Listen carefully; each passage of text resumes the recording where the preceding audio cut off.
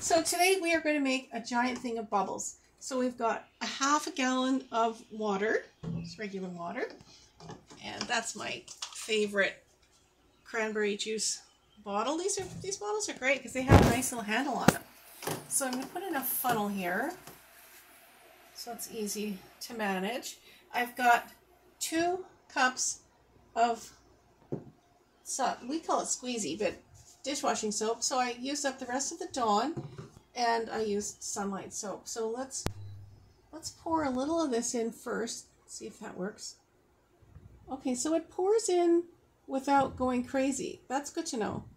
Let's pour a little bit more. The worst thing that happens is you're going to have a little soap on your counter. That's not a bad thing. Okay, so now we're going to, these are for giant bubbles. You know when you see the giant bubbles in the park? That's what this is. So, well, now I'm covered in soap. So we've got baking powder. I don't have that much baking powder left here, but we've got 1. Uh-oh.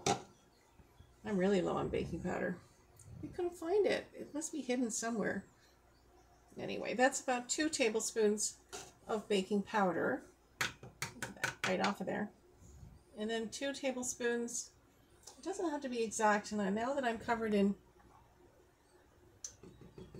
soap, I usually just level it off with my finger, but that's pretty good. Plus, it's just bubbles, so I don't think it's not like a regular recipe where it has to be perfect. Let's give that a little stir. Get that stirred in, or at least started. You know those giant bubbles that you see in the, sometimes you'll see them at the Science Center, where my idea, oh look, it's starting to froth, so I'm a little bit concerned about the froth in terms of pouring it into the water. And this is glycerin. We bought a ton of glycerin when I read this book all about how glycerin is great for your skin. Well, it really wasn't good for my skin. It didn't do anything at all, but it ruined all my sheets because, of course, I covered myself in it. So that's 1, 2, 3, 4. So the easy way to remember this recipe is 2 cups, 2 tablespoons, 2 tablespoons, 4 tablespoons. So 2, 2, 2, 4. So anyway, the thing that worked for my skin was the niacin and the zinc. My favorite formulas, the ones that I discovered last year. They were amazing. So I'm going to give that a little stir. Maybe don't mix them anymore. Pretty frothy. Pretty frothy. Let's get this guy out the way. Let's see. Let's see if this works. See, my concern is when it hits the water, is it going to froth right up?